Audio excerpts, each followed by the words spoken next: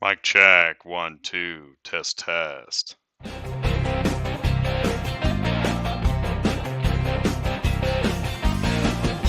Mic check, 1, 2, 3. What's going on, Used Car Week? Now, I think I'm live. I hope I am. It seems like I am. I'm watching on my phone. I'm at the hotel. I am in my room, and well, I'm kind of in the sliding glass door area. I figured, why not? How often does that happen? Got lucky. Got lucky on the room. We're going to be talking about that. I'm live at Used Car Week. Please do leave a like, share, copy. Hello, YouTube. Hello, LinkedIn. And mic check 1, 2, 3. Just double checking. I'm live on location, which isn't easy. It's not easy to do. There is a podcast stage here at Used Car Week. Several people asked me, "You can be on the podcast stage?" I said, it is. It takes me a long time to set up and break down, and actually, it takes too long for me to do that at the podcast stage. Also, you can find me on ATI Auto Business, and but I think the podcast stage is cool. For the record, that's cool. It's really cool. It takes me forever to set up, and so I'm set up. Like I said, I got this like patio, and it's too bad. Just a couple hours ago, you could see how nice this hotel is here in Scottsdale, Arizona at Used Car Week. Please do say hello in the live chat. Thank you so much. Actually, I had put in there, thanks Juliano, congrats. I got my first ATI YouTube channel membership just the other day, I guess, because I just launched it like a week or two ago. So that's really cool. So let's do this. Let's jump into some industry news. I think the stream is okay. Please do say hello in the live chat. And as we do this, if you're at Used Car Week, you're probably partying right now, which is awesome. And if you're not at Used Car Week, then you want to know, why should I go to Used Car Week? Should I go to Used Car Week? What am I missing, Jay? What do I need to know? And what the email that went out this morning says that Used Car Week is the #1 go-to automotive trade show. I'm going to be talking about why I said that, and I stand behind that. And it's not a contest, but many people are like, man, I don't even know which trade shows there are. I don't know which ones to go to. I don't know why I should go. Should I get a booth? I had a conversation last night with a company about, where do you get a booth? Where do you go? So we'll be talking more about that. And please do say hello in the live chat. As I say, you know me, I'm Jay. It's the automotive ecosystem. It's Tuesday night show. This is show 374 in a row on a Tuesday night, and I am remote live at Used Car Week. Used Car Week 2024 is in Scottsdale. It does move around. It was here a year ago, and we'll see where they end up next year. That's the room I got, so I'm out on the balcony area. Looks pretty nice, right? I was like, wow, that's pretty cool. That like never happens. So that's neat. May as well take advantage of it. There are packed rooms at Used Car Week. You don't see packed rooms like this everywhere.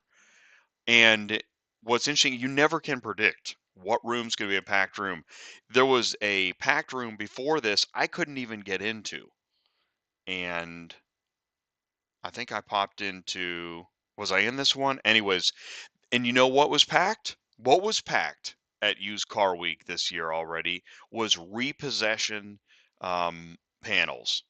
People are very interested in repossession, remarketing, recovery, what's going on with that part of the industry. That is actually really great news for repossession and recovery and remarketing.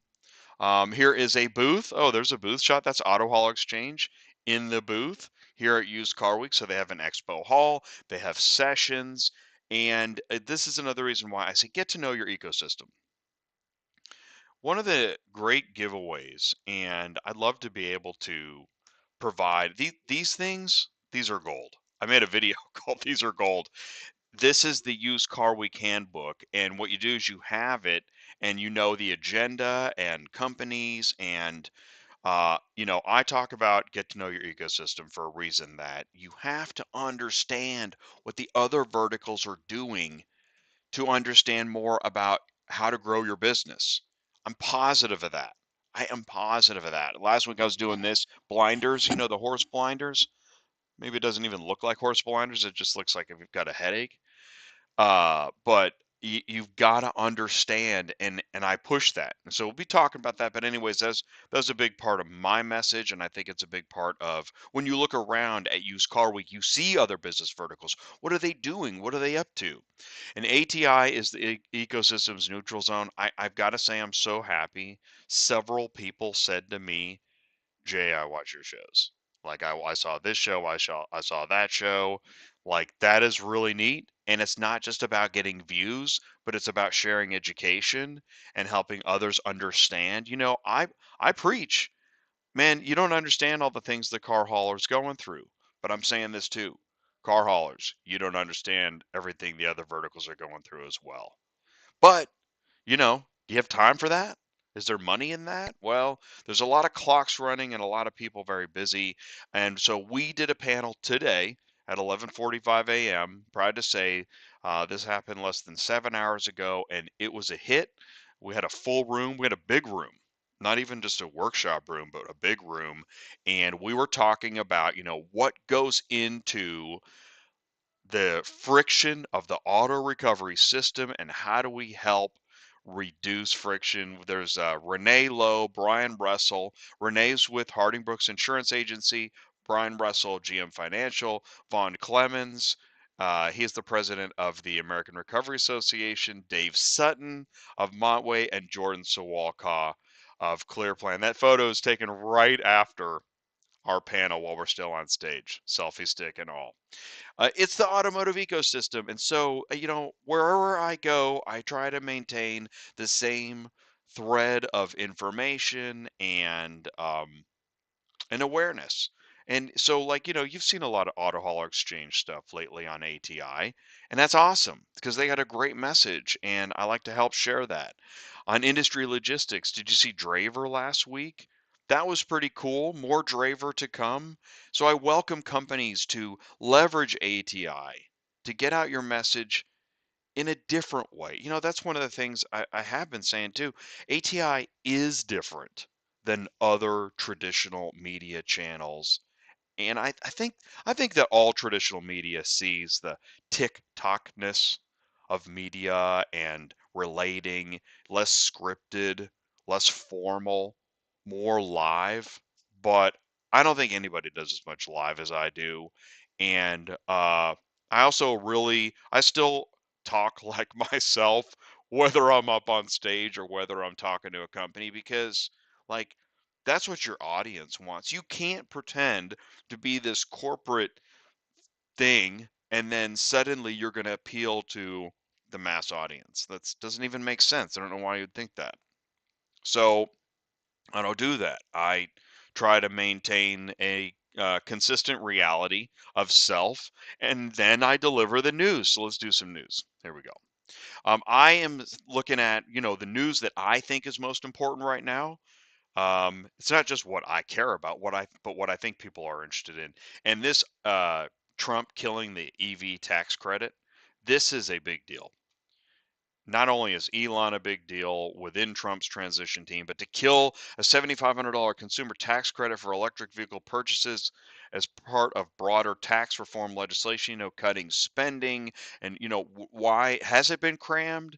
Is that what's happened? Is this the pendulum swing from so much stuff being crammed, just shoved down people's throats? Ending the tax credit could have grave implications, though, on an already stalling U.S. EV transition. And, I think that some of the OEMs welcome it. They're like, man, they're tired of this.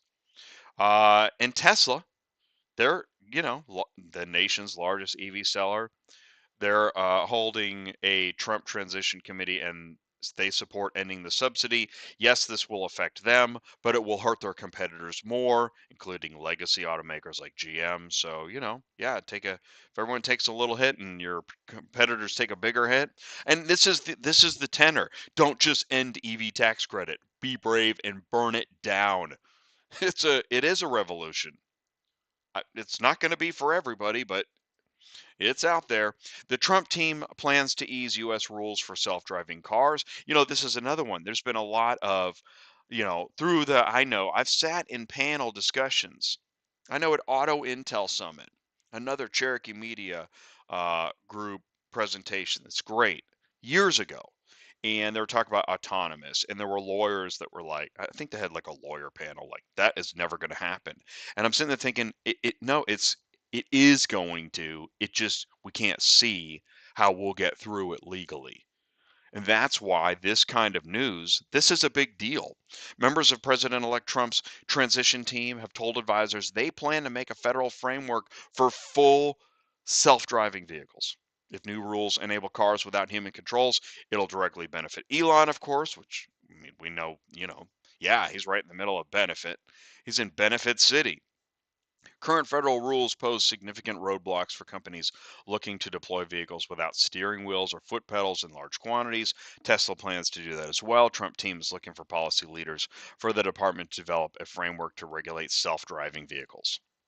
And there you have it. Yeah, going to push out new legislation, and that's why I saw this headline. Thought it was interesting. GM to make bicycle alert technology standard on most of lineup. Yeah, going to need a lot of new features to go with a lot of new laws. A new administration with a lot of different ideas. And you know what? And when I got off the plane for Used Car Week, I saw my first Waymo. I'm in Phoenix, Scottsdale.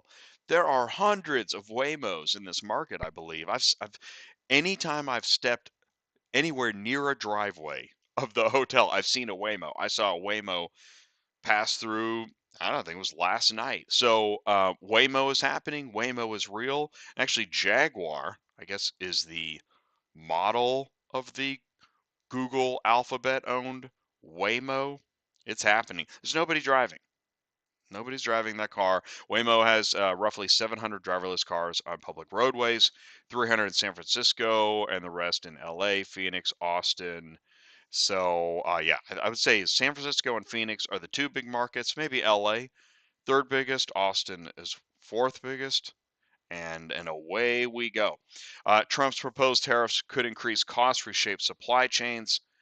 I know it's a lot of Trump news, but it is the news. How about Trump targets auto mileage rules he blasted as EV mandate? So we dive into this, looking to slash fuel efficiency requirements for new cars and light trucks as part of the plans to unwind Biden policies he's blasted as an EV mandate. Trump advisors plan to re-examine fuel economy requirements that were finalized just in June, and they're targeting related standards imposed by, the EPA, right? We know this. Tailpipe emissions, carbon dioxide, smog forming compounds. Like it or not, the pendulum is swinging. Here in other news, now theft. We're going to talk about theft and fraud for a second. Boy, oh boy. It is a big topic. I had more than one person say, "Hey, Jay, I saw your broker advisory board Tuesday night show that was, what, a couple weeks ago, where brokers are collaborating on tackling fraud in the industry." It is such a giant problem that to see headlines like this, former Chicago Cubs star $300,000 sports car stolen by hackers, you only see rarely will you see an article. I'm going to say for every article there were 20 thefts. It's a lot. Chris Bryant currently plays for Colorado Rockies, lives in a place called Cherry Hills Village, Colorado, while keeping another house in his hometown of Vegas. He wanted to have his Lamborghini moved from Colorado to Vegas, so he hired a company that does that. Someone picked up his car in Colorado, never arrived in Vegas. Investigators said hackers infiltrated the company the former Cubs player used to transport his car, and the vehicle was rerouted to a different location in Vegas. Oh, it made it to Vegas, just a different area, a different alleyway. So, how did this happen? Where was this thing posted? Right? And this is where, you know, I apologize for laughing. I laughed because I've been saying, how low do you want to go on auto transport? I mean, don't stop lowballing. Stop lowballing and just throwing it on the load board and letting whoever get it. I was trying to find this video. Somebody sent me a video just a couple days ago of I guess like a garage independent dealer had a car delivered that he was going to restore, and he was on the phone with the broker and having a conversation. So the broker he had booked it with had then double brokered, and some random guy who didn't even properly have insurance, apparently that's to the story, delivered the car. And he was mad. He didn't want the guy to unload yet. It's like, listen, and the guy's calling him stupid and yelling at him. The broker's calling him stupid. And it's a foreign broker, which is another thing you can't talk about. And the foreign broker is just in his face, doesn't want to talk about the fact that, yeah, he did. He illegally double brokered this thing. And this guy's on the phone. He's like, I'm going to call Central Dispatch and I'm going to report you. And I'm tired of, just people doing whatever they want. I say it on Thursdays. People do whatever they want. They really do whatever they want. And, man, I don't want to weigh in as a nervous Nelly, but I mean, when the police have to get involved, eventually track down the vehicle, they find the man driving the car. Police found a suspect, charged him with operating a multi-step vehicle theft ring. Yeah, exactly. This is an operation. Police identified several other people associated with the theft ring and located a number of other stolen vehicles. Yeah, this is a massive operation. Then I saw this news story. US based fraudster behind fake car auction sites targeting Africa. This guy's uncovered. You got an in depth investigation and covered a network of fraud car auction websites targeting African buyers operated by a US based scammer, Alexander Rudsky. Now, Rudsky, Web of Deceit, involves platforms, old merchant, quality assurance, auto, salvage king. I don't know what those are. Independent dealer auction sites, something like that. I'm sure there's plenty of ways to get a vehicle. These sites lure buyers, mostly in West Africa, with enticing car deals that once paid for and never delivered. Oh, okay. These are maybe overseas sites. And so his scam is sophisticated, using multiple aliases, ding, and different business names, ding. He evaded detection by regularly rebranding and closing down websites, which we see on the number one load board all the time. Oh, have you been caught? Shut down and reopen with a different set of characters in a different order. His companies are often registered legally, and investigators found connections between his alias, inactive business registrations, and on it goes, which leads us into, yes, the FMCSA has to get involved. This is crazy. And now they're starting with more like records keeping, and you know how they do the formal name recognition in 2 years, and then it's lunchtime. But they are now focused on broker transparency, legitimacy, etc. So, and all these things do get talked about at Used Car Week. Another reason why Used Car Week is number one is that not only are there several days of great sessions, and there are, I don't know, it's over 1,000 automotive business professionals. You've got folks from the way up top all the way down to, I've seen a lot of repossession agents that are focused on their truck that day, picking up cars. So you have all the way in between, business owners. I've talked to people that they've worked at other companies for years and are now in an entrepreneur situation. Then you've got your battle teams where you'll see like 8 people that all work at the exact same company, and it's impenetrable. So there's that too. It's everything. It's Used Car Week. There, I said it. It's true. You only heard that on ATI. And there are, man, look at all these. You know, a lot of these companies that are sponsors. You've got your Cox Automotive Properties and DRN and Allied. Then you've got major transportation broker carriers, IAA, Manheim, Central Dispatch, Car Offer. Yeah, somebody was talking about Car Offer. They had a big presentation sponsorship on stage today. Carfax. I think there was a Run Buggy party last night, and I went to the Super Dispatch party last night.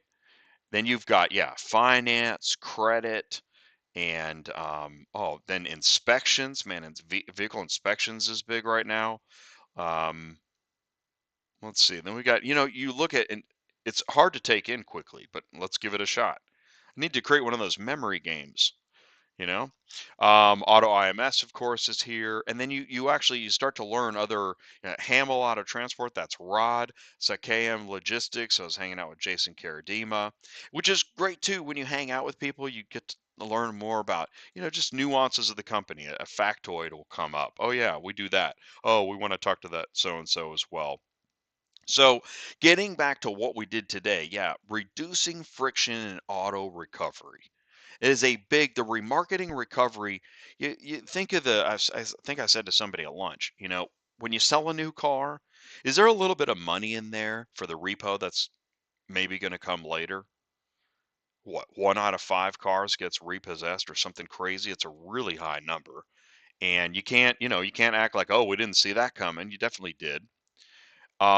So there, I said that. Okay, so the day started yesterday with registration. I'll try to move quickly. I know it's already 6:20.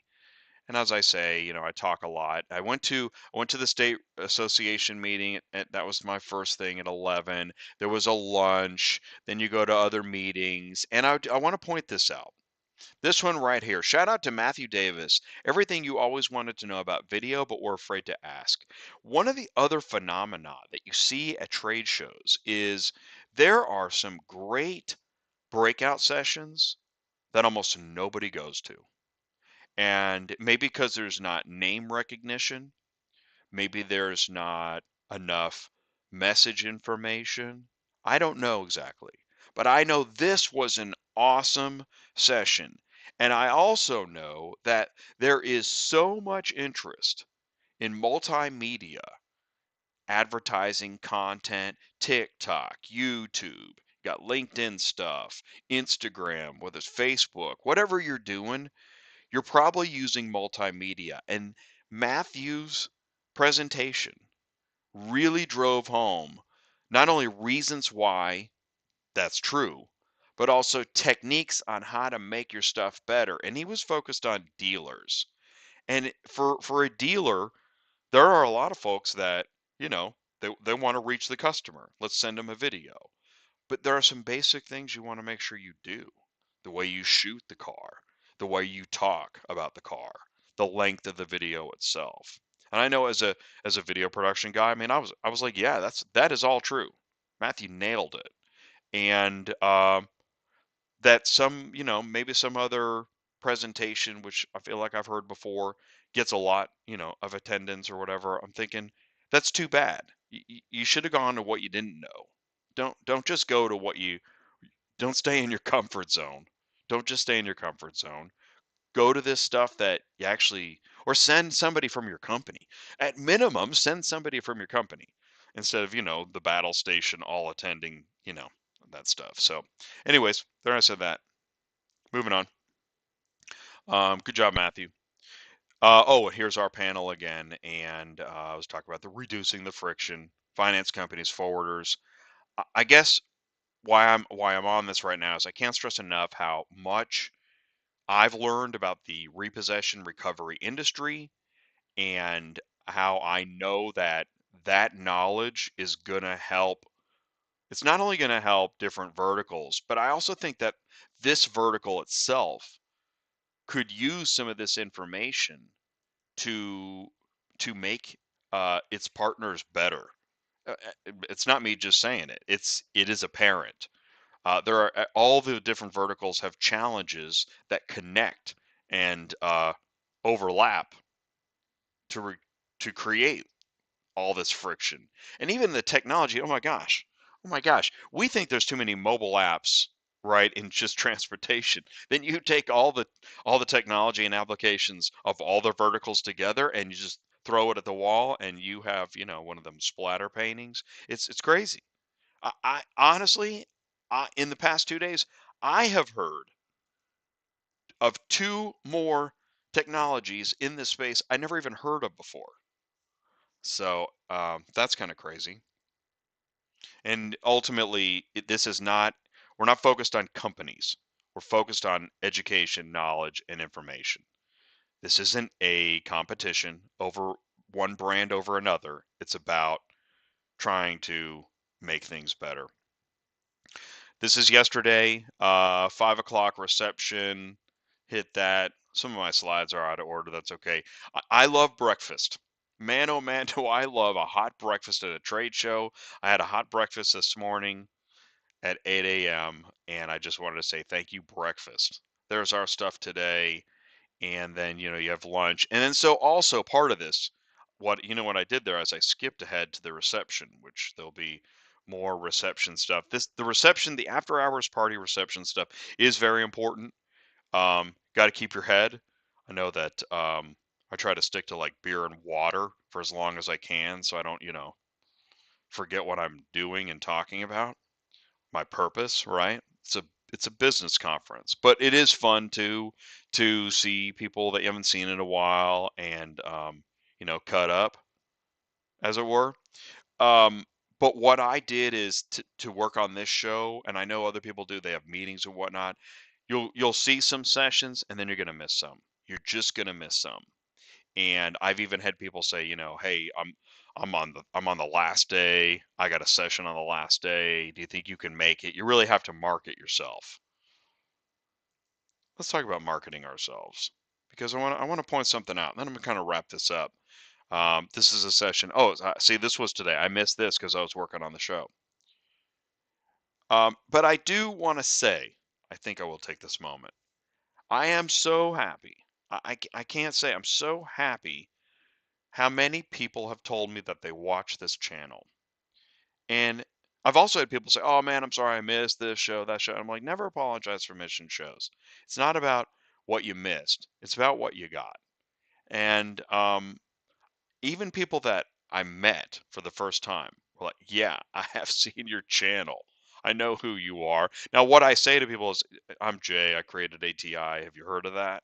Most people say yes. Some people say no. And, I don't know if anybody said I don't care. Maybe. But like that's why I brought this slide up is that I keep going back to the information. How many Mannheim auctions are there? 115. Check. All right. Second biggest, America's Auto Auction. How many do they have? 43. And there's the map, right? Now, do you have to know this? You don't have to. But I do believe that the more you just kind of know that you can speak about, the better off you'll be. Odessa, how many auctions? 56. There's the map. I mean, auctions, dealers, OEMs, big deal. What are we doing? It's automotive. This is ServNet auctions. They have 20. And then that begs the question, why even have an auction group, which is a whole nother conversation. But when I talk about people say, so tell, what is happening? How are you doing? Well, I want to say I'm really excited. This is a short that I posted. This is after 3 days of just one short, one 60-second short posted on LinkedIn, over 5,000 impressions, over 1,900 views, a 60-second video that got over 9 hours of watch time in 3 days. That is why I do what I do and why I'm a strong believer that new clients that are looking for additional ways to build awareness and brand should really consider talking about doing a show on ATI. And it's not just people will say, "Well, who's in the audience?" I say, forget the audience on this one. I mean, meaning this. Here's why. And I believe this in marketing itself. Focus on what your message is. Don't tailor your message to who you think might watch this video. What is your message? Doritos doesn't worry. Did Jay see it? Doritos doesn't care. Doritos produces the video message that Doritos believes it should produce. And we all have a message that we can produce that we believe in. Maybe we need to hone it, craft it, and fine tune it. But that's what and that is literally when I meet somebody, I try to get to, I'm not trying to sell anything, but I try to get to what's your message? What are you excited about right now? What at this show, what is your favorite thing to tell people about with your clients or what you're doing or, you know, the AI or whatever it is. I got this email. I keep clicking that. I don't have my button thing with me here. I got an email. How can I get loads? This was last week. My name is blank. I'm an owner of blank. I'm a new guy in the business. I'm having a hard time. I got a 2022 Ram 5500 flatbed operating in blank, no jobs. Can you please help? And when he says no jobs, I'm thinking, you know what? I think that means no jobs on the load board because that's pretty much where most transporters look for loads. So I said, all right, well, I got two recommendations: marketing and sales. Marketing, take a picture of you, your truck, your authority, MC number, whatever, without, invading privacy, insurance, coverage area. Make that movie poster. I always talk about movie posters. When you want to go see a band, you're out. How do you choose if you're going to go see that band? You look at the movie poster. What's the band look like? Maybe. What's the name of the band? When are they playing? What else can I figure out about this band? Why would I go see this band? Well, you could do the same. Everybody should do this. And I've done this as an independent contractor. I've created my movie poster for my services, and it does work. But you can't just create the marketing and then, you know, go to the beach. Now it's time for sales. Start contacting auctions, repo businesses in your area. Let them know you're available. Send them your marketing material. Search auto auctions near blank. Get a list. You'll see it online. I simply searched auto auctions near and the guy's city, and I saw 5 auctions that I recognized. I mean, I don't know them specifically. And you know why I recognized them? Because I'm paying attention to the full automotive ecosystem. And that's what we're talking about. That's the application of the knowledge. The more you understand the full automotive ecosystem, the better you're prepared to go grow your business. And then you got to know, hey, who do you need to talk to? Ask for carrier relations, transportation and logistics. If you use carrier relations, transportation logistics, if you use any of those 4 combinations of words when you call a place and you have your movie poster, I'm telling you, I do believe you can at least get on their waiting list. And maybe that's the thing you need. I want to give a shout out to Juliano. Juliano Souza is the first ATI Insider YouTube channel member. That is so cool. ATI is where everyone learns more about how the automotive industry works. I am so happy to constantly be talking and learning about. I learn by reading the news. I'm learning. That's actually kind of how it all started. That's why I started doing the news. It was stuff I was already reading. I thought I better share it for it changes. New, used, dealer auction logistics, remarketing, recon, compliance, and tech, and on and on. I don't ship cars. I move information. I say get the podcast. That was another thing I heard. Several people said, you know what? I've listened to your podcast. And I was like, that's so cool because, and I heard something about podcasts in my spare time. I also listen to podcasts in my spare time. It's the only time I listen to some podcasts. When I'm busy doing something and I want to catch up on that. So that's a great application of get the ATI podcast. And when you're mowing the lawn, I don't know if that'll work, but if you're taking out the trash or doing the laundry or something, perfect time to get the ATI podcast. And I'm here to help. I want to see you grow your business. I want you to succeed in automotive. Automotive is it's a tough neighborhood. It's a tough gig, especially in transportation, especially as an independent business owner or an entrepreneur. And then you're worried about AI and all this stuff. There's always something to worry about. But there is a lot to learn, stay up on, and I will say another reason I love Used Car Week is that I've met a lot of diverse amount of people in diverse businesses, auctions, dealers, OEM services. I'll say I didn't meet like Volvo; they're probably here, but um, they say repossession, remarketing, tech, lots of tech, and just a lot of good people. Now, I was gonna do like a "What are you talking about" speech tonight, and it was really about like, do we really know each other? And I may work it up and do it another time. But yeah, there are some people that I saw that I don't think I had any interest in talking to, and there's some people that I thought definitely aren't interested in talking to me. You got to read the room, which is you get better at time after time. Also, not knowing anybody, that is hard. It is really hard.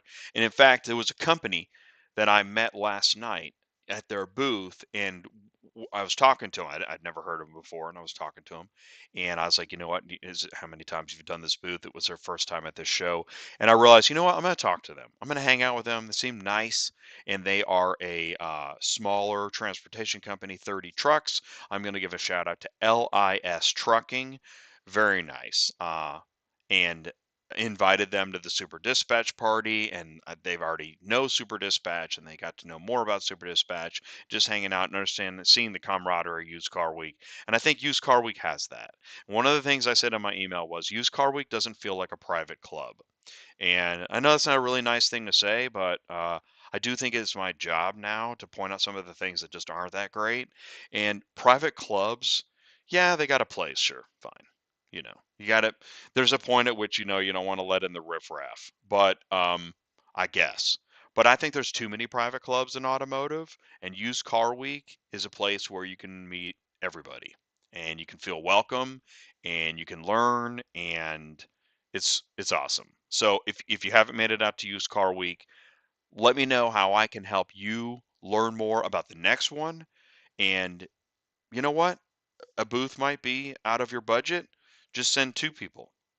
Send two people to Used Car Week, and you could actually approach any trade show that way. Just send two people. Send kind of your lead sales, and then marketing doesn't go to shows as much as sales, which makes sense. Send lead sales and then either like your owner or your tech genius or somebody like that. And then divide and conquer, learn as much as you can. And yeah, that's what I would do. Go to Used Car Week. So I want to thank Used Car Week Cherokee Media, and thank you all so much for joining me. I think my audio is actually dying, so it's perfect time to end the stream. And it's beautiful out. I'm literally sitting right outside. It's just a bit chilly, but it's very nice. So thank you all so much for watching ATI, and I am remote live, so I don't think I even have. I may have the car hauler. You know what? I'm going to run the car hauler. I'll see y'all soon. No show Thursday. We'll be back next Tuesday night with Drive. It is trucking technology, and the benefit of Drive. It's spelled Dreyev, but I think it's pronounced Drive. You want that camera on that truck. You need that camera on that truck, because when the insurance comes calling because there was an accident and it's not your fault, you want that footage. You can't handle the footage. Okay, a little bit of whatever that movie was. All right, here comes the car hauler. Thanks for Used Car Week. We'll see you again next year. Take care.